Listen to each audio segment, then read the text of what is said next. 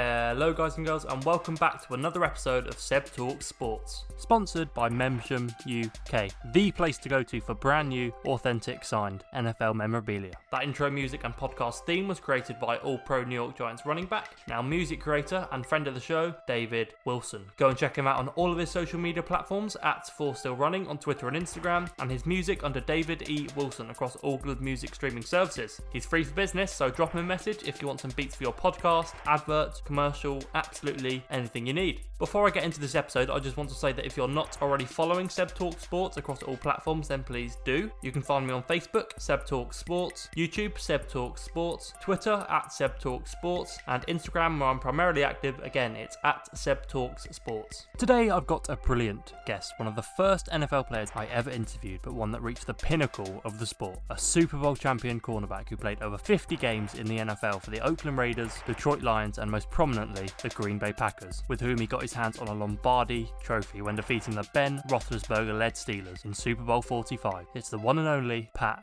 Lee. Enjoy. My guest today is a Super Bowl champion cornerback who spent 4 years in the NFL with the Oakland Raiders, Detroit Lions, and most prominently the Green Bay Packers, where he won a Lombardi trophy in the 2010 season. It's a pleasure to welcome Pat Lee to Seb Talk Sports. Pat, how are you doing? All right, good. How y'all doing? Good, thanks. Thank you very much for coming on today. What are your earliest memories of playing football, and how did you end up becoming a cornerback of all the positions? I grew up in Miami, Florida. My parents are Jamaican, and they only play soccer, football, and I'm the only one that played football. So I ended up starting playing Little League football. So I started playing Little League football because I used to watch Deion Sanders a lot growing up. So I played Little League football at Palmetto Raiders. It's a little Optimist League where it goes by your weight class and age. And I played that all the way up to high school because that's the only football you have, because there's no junior high school, like middle school and stuff. There's no high school. There's no football for that, or there's no elementary football. It's only junior, peewee, Optimist football and stuff like that. So I joined the Optimist League, and I played O-line and D-line all the way up to 16 years old. Wow. Well, 15. So I played O-line and D-line. So I was the nose guards and I was the center. I was the fastest one on the team, but back in the days in Miami, if your parent never played football, they'll never look at you as that athlete. So they normally go for their family members that they know that plays football and put them at the best positions. So I wasn't able to play good positions when I was playing Little League football. I ended up getting recruited at my high school that I went to, Christopher Columbus. So I went there to play football. I ended up playing quarterback and running back. So really, I came from O-line, D-line, and I ended up going to quarterback right away, just like that. But I knew I was an athlete and stuff like that. It was just Columbus, my high school, gave me the right opportunity to play the positions that I wanted to play and the skill that I have. So basically, I was super fast and I could throw the ball, but I wasn't accurate. So I was not a quarterback. I was a good runner. So I played running back, I played quarterback, and then I played defense. I played safety and corner. But I did it all in high school. High school was fun. I went to Christopher Columbus High School, all boys school down in Miami. I played basketball. I did track.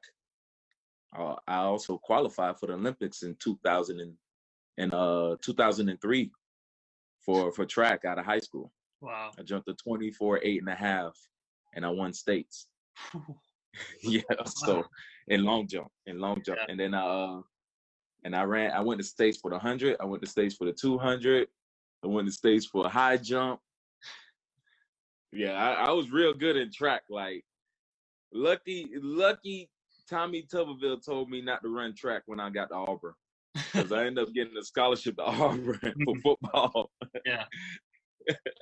So I got a scholarship for Auburn to play football, and my first year I wasn't ready to play football. I think I was too small, wasn't strong enough, so they redshirted me. And after the season, I went to Coach Tuberville's office. I was like, all right, football season's over. when you was recruiting me, you told me I could do football and track. It's track season now. He was like, no, you signed a letter of intent for football. No track for you. Oh. So I had to cancel track. Oh man, it was a bad time, but it was okay. I'm okay with football. I love it. Also, you had a lot of offers from college. I'm just looking at the list here. You got Auburn, where you obviously, Georgia, Michigan State, North Carolina State, and Rutgers. So that's a huge list of prestigious schools there. How did you end up going to Auburn out of all of them? Why was it Auburn you chose? When I was at high school, I did track and basketball and stuff. I knew I wasn't going to make it in basketball. I was 6 foot. I'm 6 foot now, and I play center. So I'm going against guys that are 6'8", 7 foot. There's no way basketball is for me. I was just aggressive, and I could jump real high. So I stopped playing basketball, and I only focus on football and track my senior year.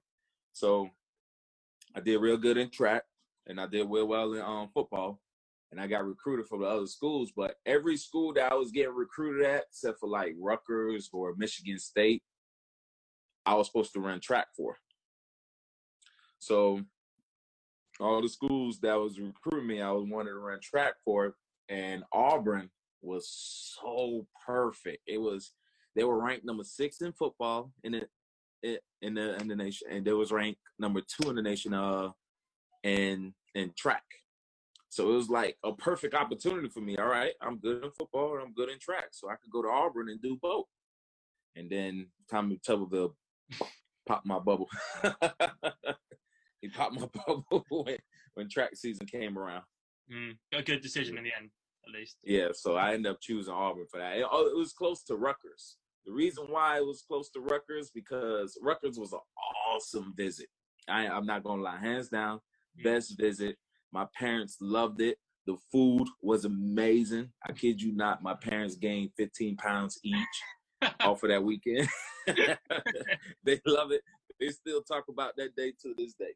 So Rutgers was good, and I had family members up there in New York, which is not that far away from Jersey. So it was going to be a good little spot for me, but I felt at home in Auburn. So you're sat there in round 2 of the draft, and then you're both and it's Packers GM Ted Thompson. So what is going through your mind? How does it feel to be picked in the NFL draft? How much did it mean to you and your family? Oh man, that day I sat around with my parents. I had one of my basketball coaches that started me off in basketball and basically got me into my high school, Christopher Columbus. She was there, and I had a cousin there. And man, I was pacing around the house. Back then, it was first round and second round on the first day. So it was kind of cool to be getting that first day call, but I was sitting around pacing around the house, and I ended up falling asleep. Wow. Like I guess I was so, just all uppity up and I just got exhausted and just fell asleep or something. And then next thing you know, I woke up to a 920 number, and it was Ted Thompson. And I'm like, oh man.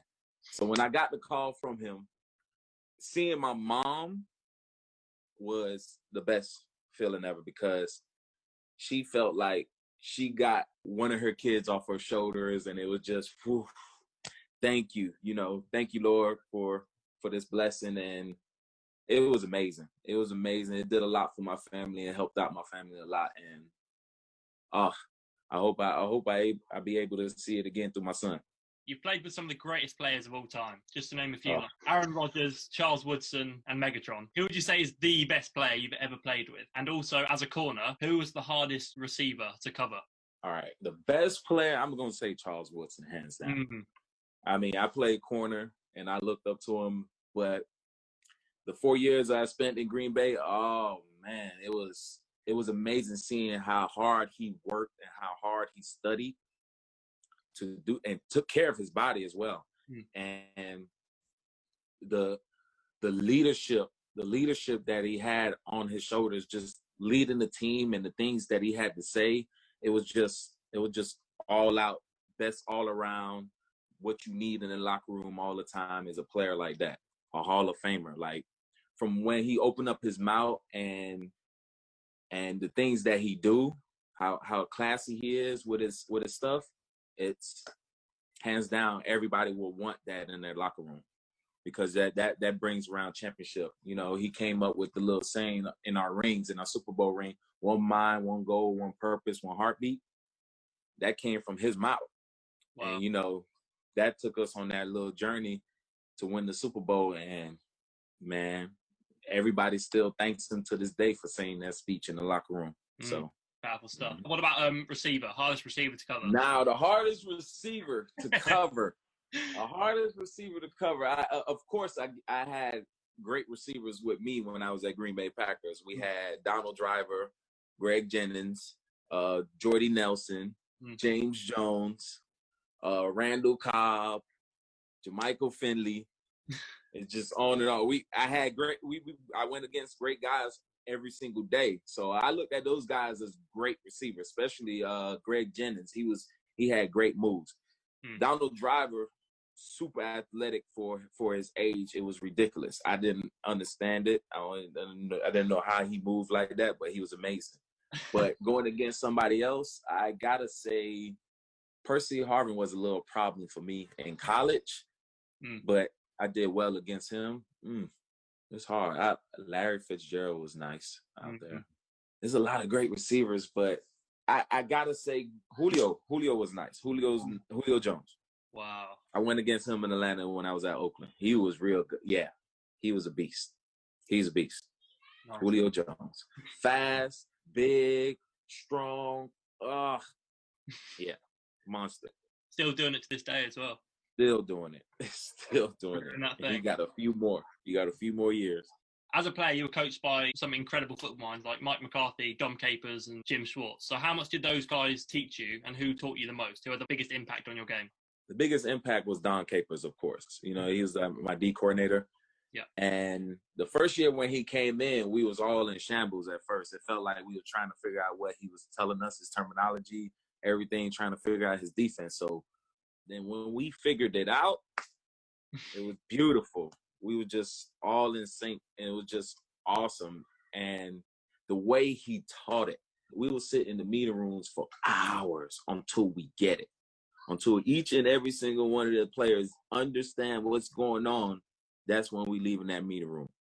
But the way he explained his defense, what he have, what all his weapons that he have for his plays and stuff, it was amazing. And that was the best coaching I got.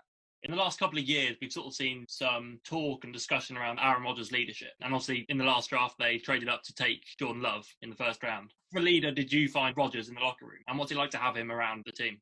Rodgers is an awesome guy, man. Fun, playful. He loves doing pranks on people. And I was a little goofball myself. And so I used to play around with him. But great guy, man. Take you out, hang out with you.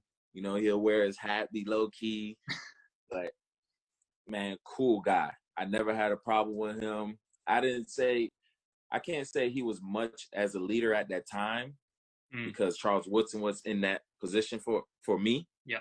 But, the things that he did showed that he was a leader. So you can't beat that. It's the 6th of February, 2011, Super Bowl 45, 4th and 5 for the Steelers in the last quarter. Big Ben throws an incompletion, and that hands you the game. So can you describe that feeling when you knew the game was over and that you were world champions? Oh, man, it was like my daughter being born all over again. It was amazing feeling the confetti touch your skin while it falls, and you got that W. Just seeing my teammates being excited and happy, emotional. We accomplished the goal that we wanted. And the stuff that we did to get there, how hard we worked and everything, it was just, everything just fell off, and it was just perfect. It was a great moment in my life where we got a W and everybody was able to see it in the world. And that was amazing about it. When you're holding that Lombardi, explain that in one word for me. I was the first one to kiss it. I'm sorry. I had to say that first. I was the first one to kiss the trophy. Nice. I was the first one. I had to say that one. Incredible. Incredible. The most incredible thing about that, though, too, that my dad and my mom was able to touch it. That was remarkable. Like, my dad when I got drafted by Green Bay Packers, at the end of the season of Green Bay, we didn't make it to the playoffs. They brought us in and they asked each of the players if we want to comp 2 tickets to the Super Bowl for each NFL player. And they just say that. They just do that for us, and we purchase it at the end. And I purchased it. The reason why I purchased it, I said I wanted to take my dad. And I was in the locker room, and I was like, I should get these tickets, and me and my dad go to the Super Bowl. And I went down to Miami, season over, went down to Miami. They still in the playoffs. Playoffs is going on, of course. But Green Bay season, though, I go down to my dad, and I was like, hey, Dad, we're going to go to the Super Bowl. Here go the tickets. And he looked at me and pushed it back. He was like, I'm not going to the Super Bowl unless you're playing in the Super Bowl. Wow. And that's what he said, just like that. I'm not going to the Super Bowl unless you're playing in the Super Bowl. And then next thing you know, I handed him 4 good tickets to the Super Bowl, and that was 4 great seats for the Super Bowl. And, oh, man, seeing him touch it, that was his dream come true. Let's quickly touch on your time after Green Bay. So you spent about half season each on the Raiders and the Lions. How different was your time on those 2 teams, and what was it like living in California or Michigan as opposed to Wisconsin? It was day and night. It was totally different.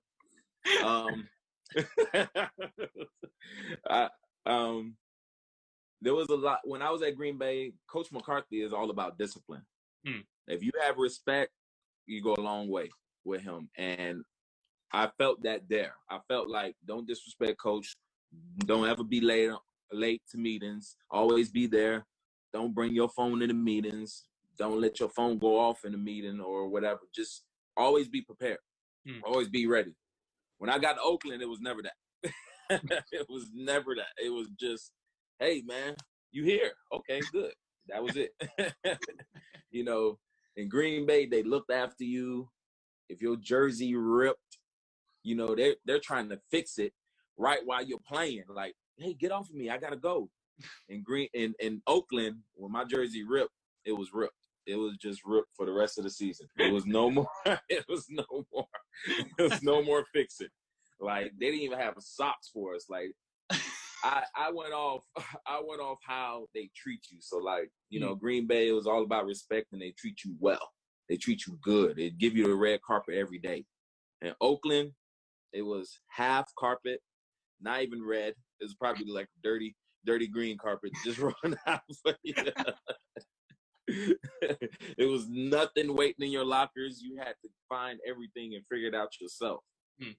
So it was like that, like, you know. So I went off of how they treat the players, and that showed. Like, I went from winning the Super Bowl at Green Bay to barely winning the game.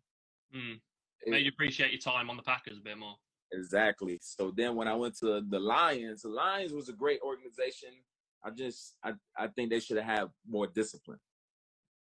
Oakland too as well. But if Lions would have had more discipline on even the top players, they would have been okay. But the things that I've seen there, it wasn't no discipline at all. But it's a beautiful place to be. Organization is awesome. So that place was nice. I couldn't say that about Oakland. Now, if I go visit the new stadium this year, then I hope everything changed. But I couldn't say anything good about Oakland. But the city was awesome. Yeah. Driving over to San Fran was awesome. I loved Oakland. I loved it. The city. We're going to end with some quick fire questions. You ready? Go ahead. Okay. Coke or Pepsi? Coca-Cola. Dogs or cats? Dogs. Twitter or Instagram? Instagram. Biggie or Tupac? Tupac. Tupac? No, Biggie. Biggie? Yeah, Biggie. I gotta go with Biggie. Favorite sports film of all time? The Program. You seen that one? I've not seen it, but I've had it as an answer. Oh, you gotta see that one.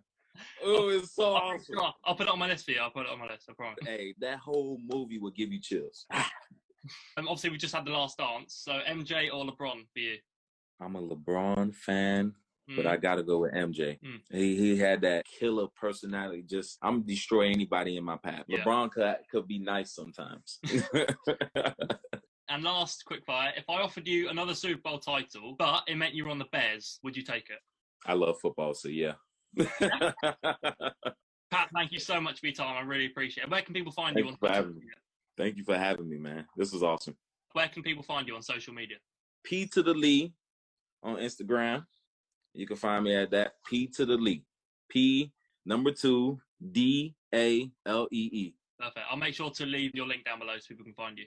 Awesome. Appreciate you, man. Thank you again. And there he goes, the brilliant Pat Lee. An incredible guy and also one of the funniest guests I've ever had on my podcast. Some of the stories he shared were just hilarious, and it was an absolute pleasure having him on my show. Please go and check out Pat on Instagram. The link is in the description of this episode. I've got many more great guests coming very soon, so stay tuned right here on Seb Talk Sports. And to take us out as usual, here's another brilliant track by All-Pro New York Giants running back, turned music creator, and friend of the show, David Wilson. Catch you soon, guys.